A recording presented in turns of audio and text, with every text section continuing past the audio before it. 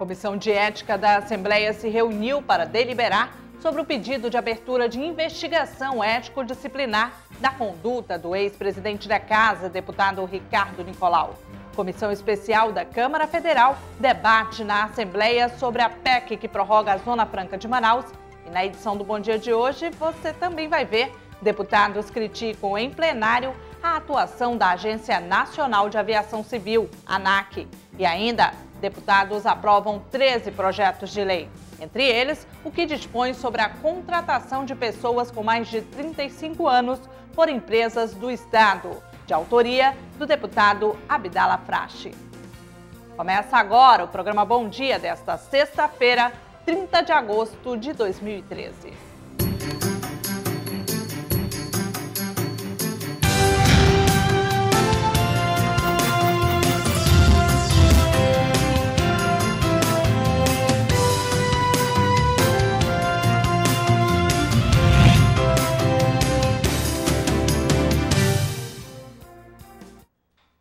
Olá, seja bem-vindo, você que acompanha ao vivo a programação da TV Assembleia. A Comissão de Ética Parlamentar da Assembleia Legislativa se reuniu na manhã de ontem, quinta-feira, para deliberar a respeito do pedido de abertura de investigação ético-disciplinar da conduta do ex-presidente da Casa, deputado Ricardo Nicolau.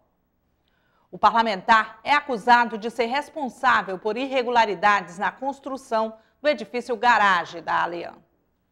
Membros da Comissão de Ética da Aleam, os deputados Vicente Lopes, Adjuto Afonso, Orlando Cidade e Belarmino Lins se reuniram para decidir as providências a serem tomadas a respeito da representação feita contra o ex-presidente da Assembleia Legislativa, deputado Ricardo Nicolau. O pedido de abertura de processo de investigação foi feito pelos deputados estaduais Luiz Castro, Marcelo Ramos e José Ricardo.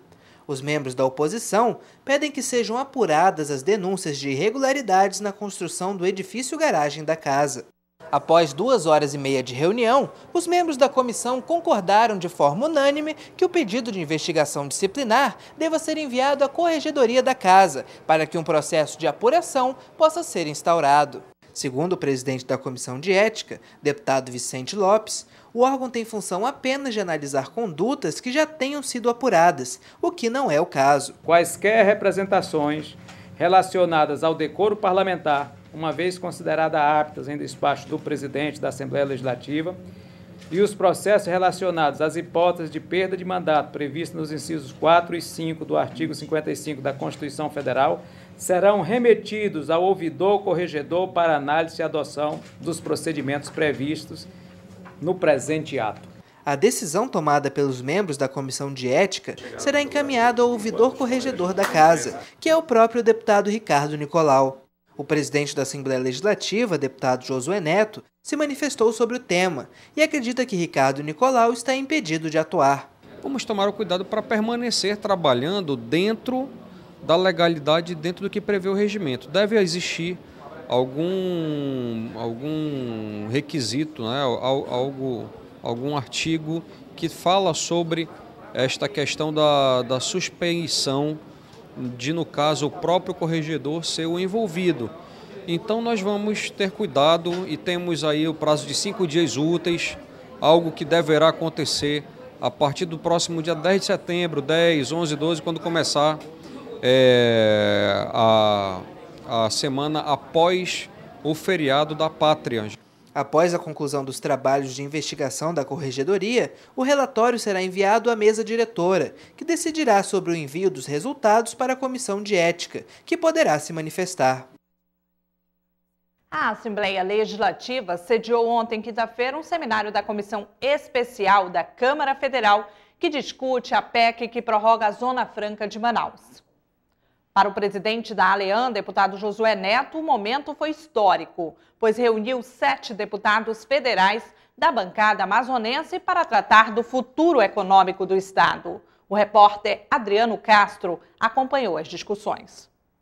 A proposta de emenda à Constituição número 506 de 2010, de autoria do Executivo Federal, prorroga a Zona Franca de Manaus por mais 50 anos. A PEC tramita na Câmara desde 2010. Uma comissão especial foi criada naquela casa para discutir e debater a emenda. Por iniciativa do deputado pelo PR, Henrique Oliveira, a comissão especial esteve em Manaus nesta quinta-feira e realizou um seminário no plenário Rui Araújo, da Assembleia Legislativa. Segundo o parlamentar, os debates são importantes para que a sociedade civil contribua com informações para o relatório final da comissão. O deputado também disse que o foco, neste momento, é só a prorrogação da Zona Franca de Manaus. Nós vamos tentar azeitar, como eu falei, e pavimentar uma estrada que cuide da prorrogação e não deixar que alguns interesses de Sul, Sudeste e Nordeste entrem nesse contexto. Por exemplo, existe o Nordeste, a bancada do Nordeste pede para que seja criada uma zona franca em Paulista, lá em Pernambuco. Existem outros pedidos. Isso, na hora de ser apresentada, vão haver destaques, vão haver emendas e por isso que existe um cuidado especial do relator Átila Lins de que a gente cuide apenas da questão principal dessa PEC, que é a prorrogação por mais 50 anos. O deputado federal pelo PSDB, Plínio Valério, falou da importância do debate também ser realizado no Amazonas. O parlamentar acredita que até o dia 20 de setembro a PEC seja apreciada em plenário pelos demais deputados. A finalidade é cada vez mais recolher dados, cada vez mais recolher argumentos, cada vez mais saber realmente da importância da Zona Franca para a gente, que nós sabemos, a gente é parlamentar daqui, sabe, mas é importante ouvir o sindicato, ouvir a associação, mais uma vez a SUFRAMA, mais uma vez a indústria, mais uma vez o comércio. Então a finalidade é juntar tudo isso, é como se fosse munição, pegar toda essa munição para então poder enfrentar a guerra, que nós não podemos fugir dela mais não. Carlos Souza, do PSD, destacou a importância da Zona Franca, mas disse que precisam ser criados outros modelos econômicos para o Amazonas. A Zona Franca é importante? É muito importante. Mas nós temos outros polos de desenvolvimento para fazer também, até conquistando essas isenções tributárias que nós temos, que é uma conquista nossa de 40 anos. Nós temos um polo naval que pode dar uma dinâmica muito grande em termos de economia no estado do Amazonas. Nós temos os fármacos, nós temos os cosméticos, nós temos a parte mineral aqui no quintal da cidade de Manaus, em Nova Olinda. Nós temos a silvinita. O deputado pelo PSD, Átila Lins, é o relator da comissão especial e nas próximas semanas já deve apresentar um relatório final. Um último seminário deve ser realizado em Brasília no dia 11 de setembro. Eu vou apresentar o meu relatório e o substitutivo e o projeto da proposta de emenda constitucional que vai prorrogar a Zona Franca de Manaus por mais 50 anos. Já estamos elaborando o relatório e eu quero que até o final de setembro, eu espero que até o final de setembro, possa o presidente da Câmara dos Deputados, o deputado Henrique Eduardo Alves, submeter ao plenário da Câmara essa proposta de autoria da presidenta Dilma.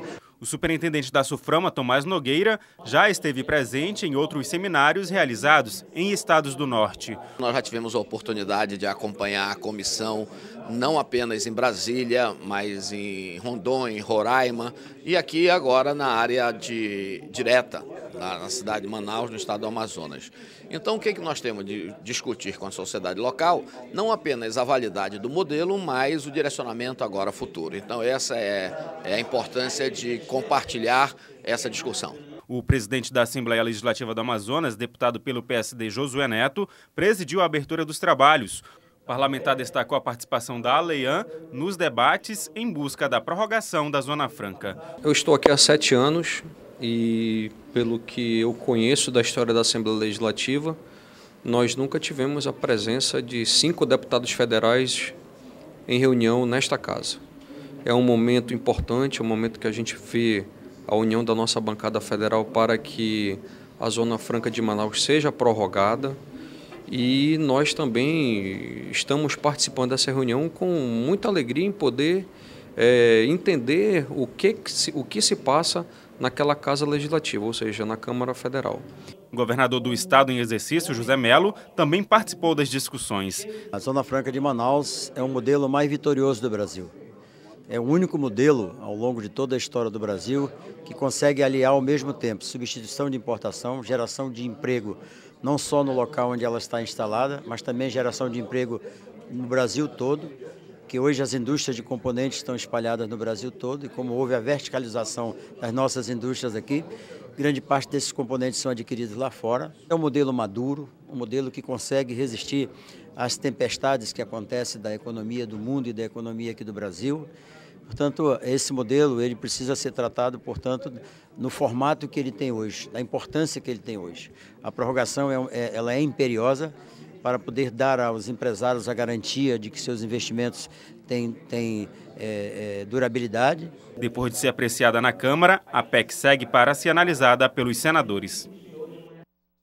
Deputados criticam em plenário a atuação da Agência Nacional de Aviação Civil, ANAC, em relação à proibição de algumas empresas atuarem no transporte aéreo para o interior do estado. As críticas vieram após a empresa Azul Linhas Aéreas anunciar que vai reduzir a quantidade de voos no estado. Além disso, também serão canceladas as linhas que vão para os municípios de São Gabriel da Cachoeira, Eirunepé, Quari, a partir do dia 11 de setembro.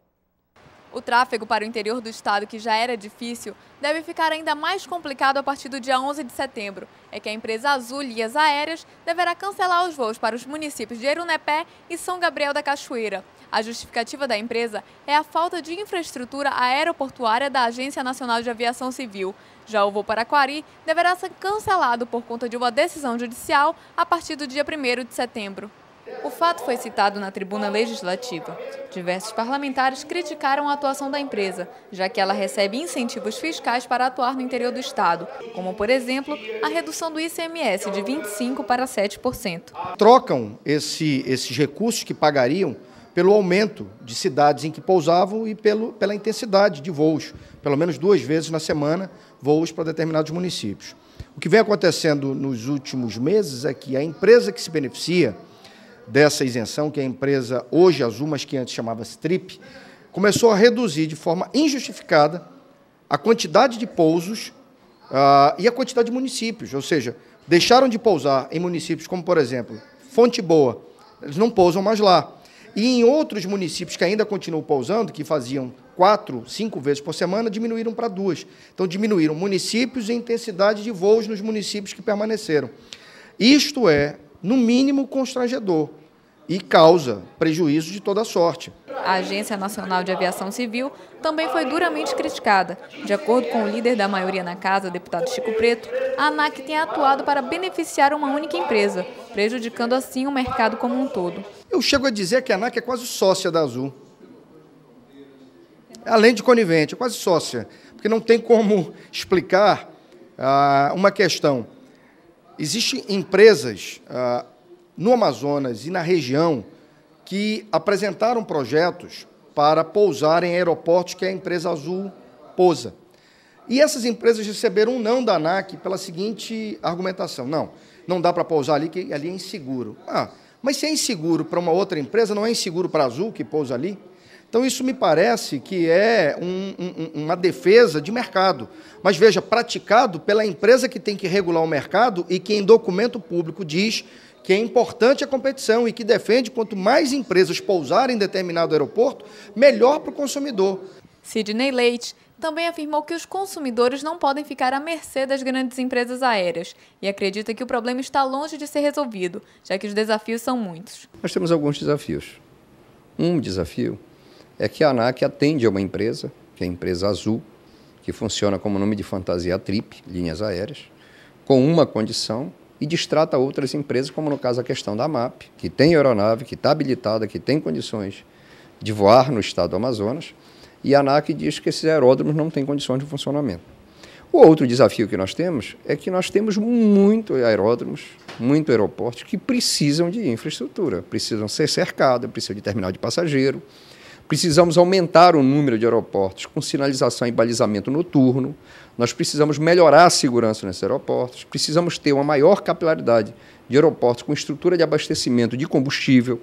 E, com isso, com certeza, mais empresas operarão no estado do Amazonas. Eu não tenho dúvida que isso vai baratear o preço da passagem. É lógico que nós temos distâncias significativas, mas vamos melhorar as condições de vida de quem está no interior. Os oposicionistas José Ricardo e Luiz Castro também se manifestaram para cobrar que providências sejam tomadas para garantir o adequado deslocamento de cargas e pessoas para o interior do estado e cobraram a vinda da ANAC à Casa Legislativa. Eu acho que a ANAC tem o seu papel, né? Eu acho que também tem que haver críticas, porque tem que ter uma ação mais efetiva aqui no estado do Amazonas, mas existe uma outra realidade, são as condições dos aeroportos, das pistas de pouso. que muitos deputados se negam a debater. E aí que eu digo que há uma responsabilidade, principalmente do governo do Estado. Porque a pergunta que se faz, quem é que tem que cuidar dos aeroportos no interior? É a Prefeitura, é o governo ou é o governo federal? As passagens aéreas cobradas pela Trip Azul são caríssimas, então estava muito onerado pelo alto custo das passagens. Sem a presença da companhia aérea, a situação fica mais difícil ainda. No caso de Eurunepé, por exemplo, as pessoas terão que ir à cidade de Rio Branco e lá, com pequenas aeronaves, poder acessar Eurunepé. Isso vai representar transferência de recursos para o estado do Acre e um aumento do custo individual para todo passageiro que quiser ir a Eurunepé, quiser voltar, e não apenas Eurunepé, mas também Envira e Itamaraty, que são municípios vizinhos a Eurunepé, que tem essa ligação da logística com o transporte aéreo regional em Eurunepé. O deputado Chico Preto solicitou a realização de uma audiência pública para debater o tema junto à Comissão de Transporte, Trânsito e Mobilidade, presidida pelo deputado Marcelo Ramos. Caso a ANAC não compareça à audiência, como já aconteceu em outras ocasiões, Chico Preto cobrou que sejam tomadas medidas coercitivas legais para garantir a presença da agência.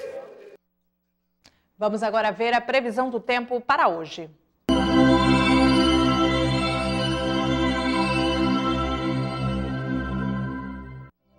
E a previsão do tempo para hoje em Manaus é de sol entre nuvens com chuva isolada. A temperatura mínima será de 25 e a máxima de 33 graus. Para o município de Parintins, a previsão é de céu parcialmente nublado a nublado com pancadas de chuva. A temperatura mínima será de 23 graus e a máxima de 25. A previsão para Santo Isabel do Rio Negro é de céu encoberto a nublado com pancadas de chuva. A temperatura mínima será de 23 e a máxima de 27 graus.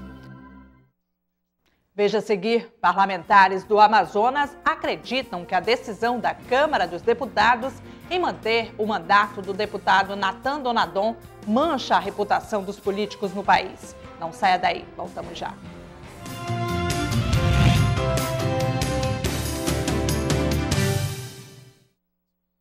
Curtir, compartilhar, repercutir, postar. Novas conexões que ligam pessoas em qualquer lugar do mundo. Cada vez mais conectado, o Brasil é o 4º país em número de usuários das redes sociais. Sempre inovando, o Superior Tribunal de Justiça conquista milhares de seguidores na internet. A marca é resultado da linguagem simples, atraente e acessível no Twitter, no Facebook e no YouTube. Onde tem o nome do STJ, tem informação segura, confiável, tem cidadania. No Facebook, milhares de pessoas levaram a página do STJ ao primeiro lugar entre os tribunais mais acessados no mundo. No YouTube, novos programas, entrevistas, documentários e reportagens especiais. E no Twitter, informação curta, rápida, atualizada.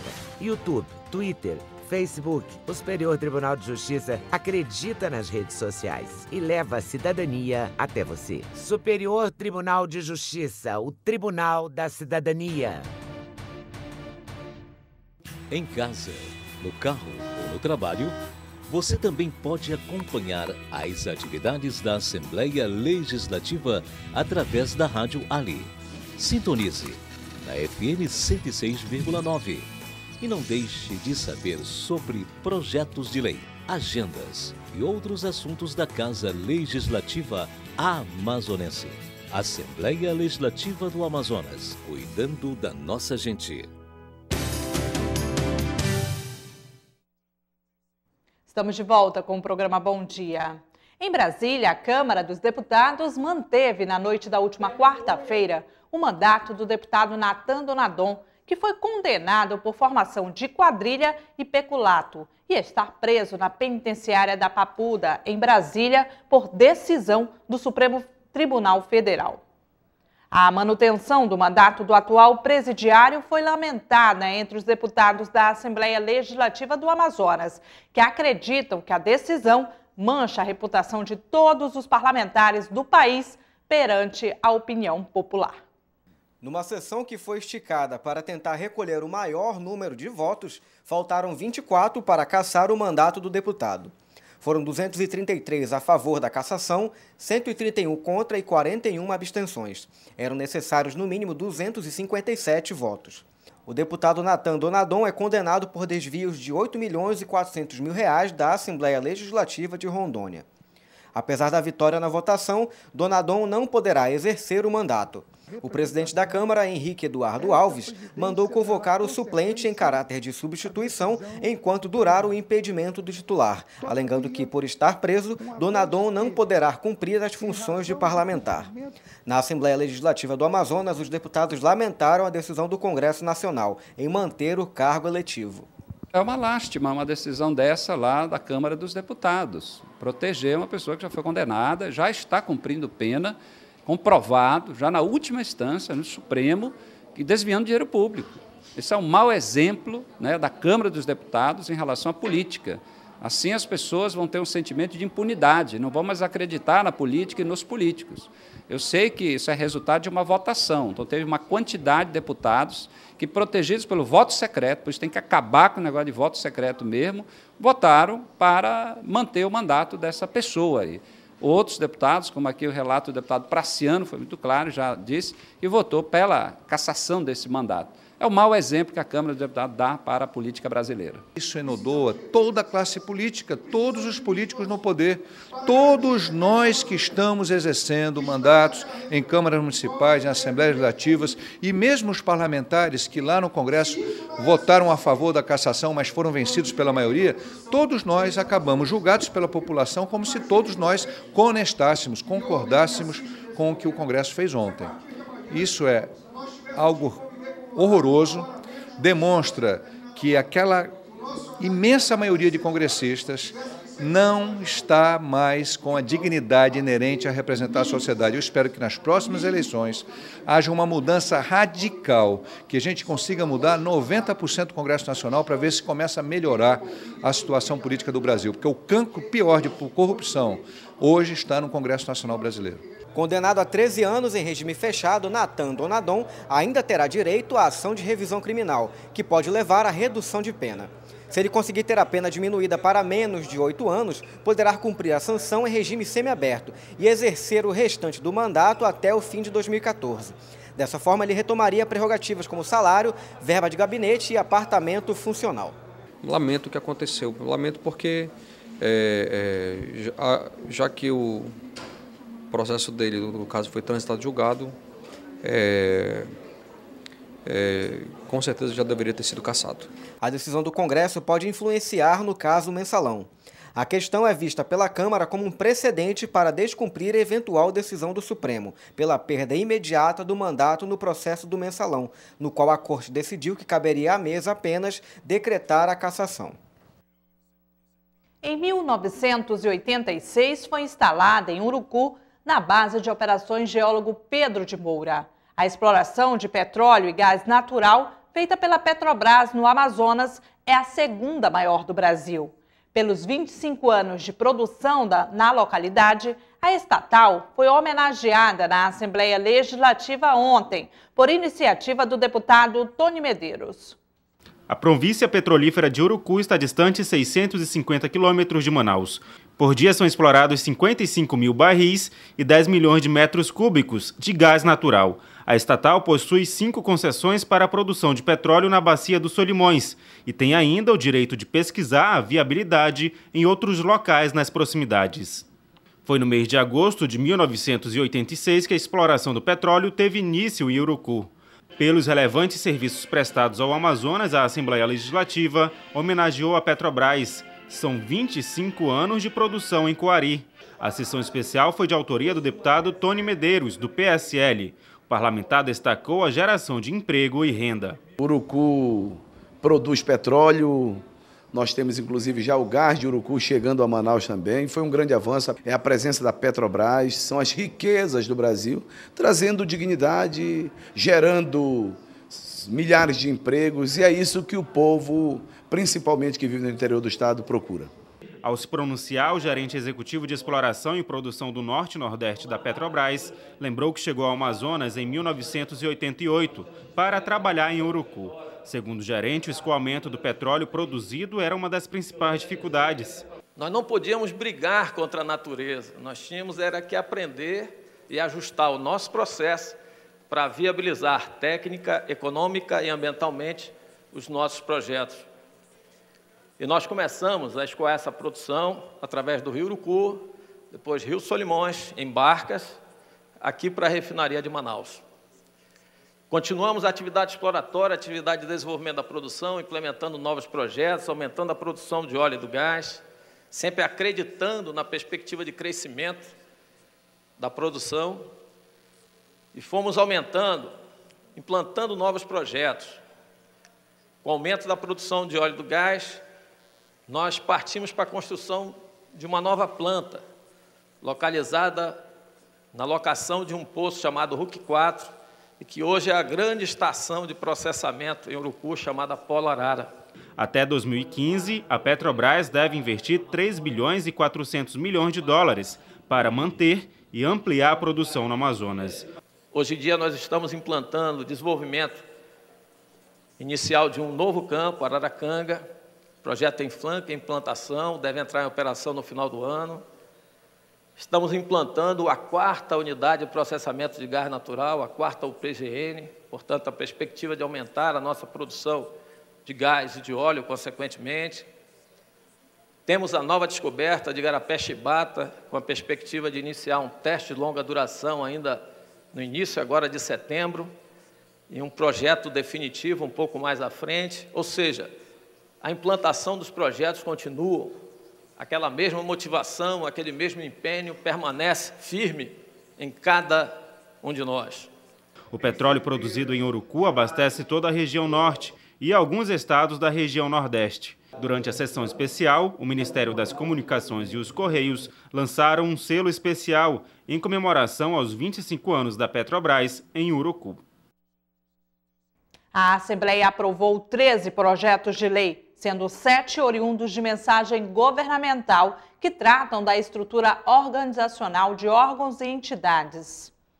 Outro de iniciativa da mesa diretora, autoriza a doação de bens inservíveis do Poder Legislativo e um de autoria do deputado Abdala Frache, que dispõe sobre a contratação de pessoas com mais de 35 anos por empresas do Estado.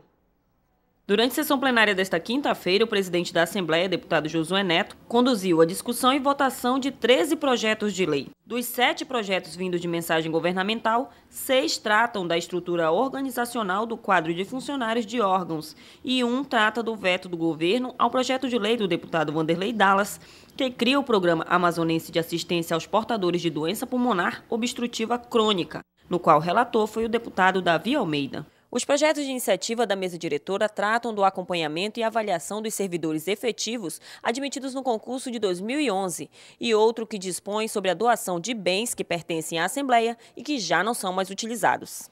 Também foram aprovados os projetos de lei do deputado José Ricardo, que concede o título de cidadão amazonense ao arcebispo de Manaus, Dom Sérgio Eduardo Castriani, e o que dispõe sobre a contratação de homens e mulheres com mais de 35 anos de idade nas empresas instaladas no Amazonas, por iniciativa do deputado Abdala Frache.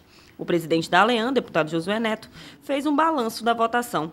O parlamentar afirmou que, por conta de alguns contratempos, não foi possível zerar a pauta, mas que os trabalhos deverão ser retomados na primeira quinzena de setembro. Acredito que nessa primeira quinzena ainda de setembro, nós possamos retomar as votações da casa, incluindo alguns projetos que não entraram nesta pauta e os projetos que ficaram pendentes nesta pauta, nós estaremos dando prioridade, né? Foram projetos principalmente dos deputados que foram apresentados esse ano, a maioria dos projetos já de 2013, lembrando que extinguimos aquela pauta pendente de 2010, 2011, 2012 e que já começamos agora numa velocidade até mais tranquila, né? Então, nós, apesar de não termos votado a pauta por completo, nós não temos nenhuma pendência com relação aos anos anteriores. Todos os 13 projetos apresentados foram aprovados pelos parlamentares.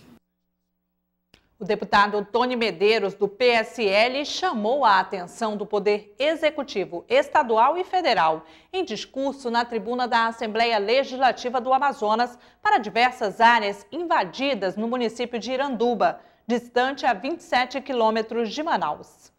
Segundo o parlamentar, já são mais de 4.000 famílias em ocupação irregular no município. O deputado Tony Medeiros pediu que o governo do estado estude com urgência uma solução para dar fim à invasão. Para o parlamentar, é necessário encontrar métodos para titular as áreas de terras do município, que são quase em totalidade de incidência federal. Tony Medeiros afirma que Iranduba não tem recursos financeiros o suficiente para desenvolver políticas efetivas de regularização fundiária. As terras públicas invadidas são terras públicas federais, mas o problema é do estado, pior ainda, o problema é do município. Como é que o município vai conseguir manter um centro urbano, porque aquilo vai virar um centro urbano maior, inclusive, do que a sede do município, com um orçamento pequeno, apesar da proximidade, Iranduba também é uma cidade interior, infelizmente, hoje, com problemas sociais gravíssimos. Em discurso, o deputado destacou ainda a degradação ambiental que as invasões trazem ao município. Uma conferência sobre igualdade racial foi realizada ontem, quinta-feira, na Assembleia Legislativa. Durante o encontro, que acontece até hoje, sexta-feira, será feita uma avaliação sobre os avanços da questão racial. O tema do evento este ano é a democracia e desenvolvimento sem racismo, por um Brasil afirmativo. Entre os objetivos estão a reafirmação e a ampliação do compromisso com políticas de enfrentamento ao racismo e a promoção da igualdade como fatores essenciais à democracia plena e ao desenvolvimento com justiça social no Brasil. Durante as discussões, será realizada uma avaliação sobre os avanços obtidos e os desafios a serem enfrentados após 10 anos de implementação da Política Nacional de Promoção da Igualdade Racial. Também vão ser propostas recomendações para o enfrentamento e o fortalecimento da questão. O governador do Amazonas, em exercício, José Mello, abriu a terceira Conferência Estadual de Políticas de Promoção da Igualdade Racial do Amazonas. Na ocasião, José Mello destacou que o governo do estado desempenha um papel importante na concretização de políticas públicas para a promoção da igualdade racial. Desta conferência sairão muitas propostas que vão aprimorar essas políticas públicas e vão ser exemplo ao Brasil para que ele possa adicionar as outras propostas que com certeza Brasil afora vão chegar lá e daí a gente possa continuar construindo políticas públicas que avancem no sentido desse cancro da sociedade, que é a questão do racismo e dessa teimosia que alguns ainda imaginam de que existem diferenças entre nós. O encontro segue até a próxima sexta-feira, dia 30, com debates no auditório da Assembleia Legislativa do Estado do Amazonas. E a deputada Conceição Sampaio realiza a sessão especial em comemoração aos 7 anos da Lei Maria da Penha. E o Bom Dia termina aqui. Você que ficou conosco até agora, muito obrigada pela sua audiência. Para sugestões de matérias, envie um e-mail para conferir a reprise desse e de outros programas da TV Assembleia, acesse o canal Alean no YouTube. Continue com a nossa programação. Bom fim de semana para você e até o próximo programa. Tchau, tchau.